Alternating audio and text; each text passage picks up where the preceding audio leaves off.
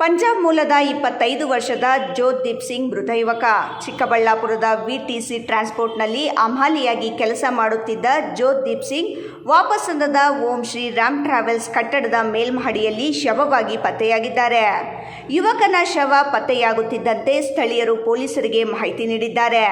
ಕೂಡಲೇ ಚಿಕ್ಕಬಳ್ಳಾಪುರ ನಗರ ಠಾಣಾ ಪೊಲೀಸರು ಸ್ಥಳಕ್ಕೆ ಭೇಟಿ ನೀಡಿ ಪರಿಶೀಲನೆ ನಡೆಸಿದ್ದಾರೆ. ಇನ್ನು ಶವದ ಪಕ್ಕದಲ್ಲಿ ಇಂಜೆಕ್ಷನ್ ಕೂಡ ಪತ್ತೆಯಾಗಿದ್ದು, ಯುವಕನ ಸಾವಿಗೆ ನಿಖರ ಕಾರಣವೇನು ಎಂಬುದು ಸದ್ಯ ನಿಗೂಢವಾಗಿದೆ. ಇಂಜೆಕ್ಷನ್ ಸಾವಿಗೆ ಸಂಬಂಧಿಸಿದೆಯೇ ಅಥವಾ ಬೇರೆ ಕಾರಣದಿಂದ ಸಾವು ಸಂಭವಿಸಿದೆಯೇ ಎಂಬುದನ್ನು ಪೊಲೀಸರು ತನಿಖೆ ನಡೆಸುತ್ತಿದ್ದಾರೆ. ಮೃತದೇಹವನ್ನು ಮರಣೋತ್ತರ ಪರೀಕ್ಷೆಗೆ ಕಳುಹಿಸುವ ಸಾಧ್ಯತೆ ಇದ್ದು, ವರದಿ ಬಂದ ಬಳಿಕ ಸಾವಿನ ನಿಖರ ಕಾರಣ ತಿಳಿದುಬರಲಿದೆ. ಈ ಸಂಬಂಧ ಚಿಕ್ಕಬಳ್ಳಾಪುರ ನಗರ ಪೊಲೀಸ್ ಠಾಣೆಯಲ್ಲಿ ಪ್ರಕರಣ ದಾಖಲಾಗಿದ್ದು, ಪೊಲೀಸರು ತನಿಖೆ ಮುಂದುವರೆಸಿದ್ದಾರೆ. ಒಟ್ಟಿನಲ್ಲಿ ವಾಪಸ್ಸಂದದಲ್ಲಿ ಯುವಕನೊಬ್ಬ ಶವವಾಗಿ ಪತ್ತೆಯಾಗಿರುವುದು ಹಲವು ಅನುಮಾನಗಳಿಗೆ ಕಾರಣವಾಗಿದ್ದು, ಪೊಲೀಸರ ತನಿಖೆಯಿಂದಷ್ಟೇ ಜೋತ್ದೀಪ್ ಸಿಂಗ್ ಸಾವಿನ ಹಿಂದಿನ ನಿಜವಾದ ಕಾರಣ ಹೊರಬರಬೇಕಿದೆ. ಸರ್ ನವಾಜ್ ಪಾಷಾ. ಏನಾಯ್ತು ಇವರು?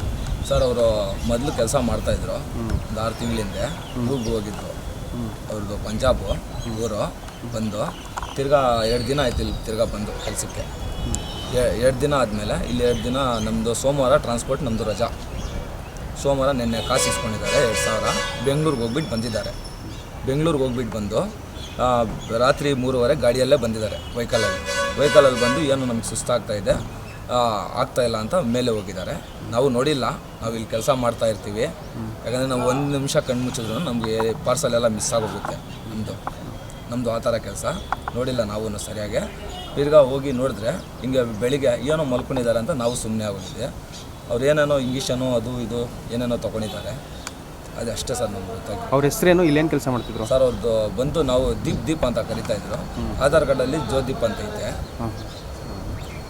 ಏನು ಕೆಲಸ ಮಾಡ್ತಿದ್ರು ಇಲ್ಲಿ? ಸರ್ ಇಲ್ಲಿ ಹಮಾಲಿ ಕೆಲಸ ಸರ್, ಟ್ರಾನ್ಸ್ಪೋರ್ಟಲ್ಲಿ ಮೂಟೆಗಳೆತ್ತದು.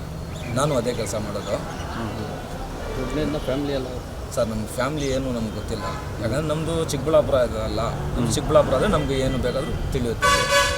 ಆಚೆಯಿಂದ ಬಂದಿರೋರು ನಮಗೇನು ಗೊತ್ತಾಗುತ್ತೆ. ಮೋಹನ್ ಕುಮಾರ್, ರಾಯಲ್ಸ್ ಕನ್ನಡ, ಚಿಕ್ಕಬಳ್ಳಾಪುರ.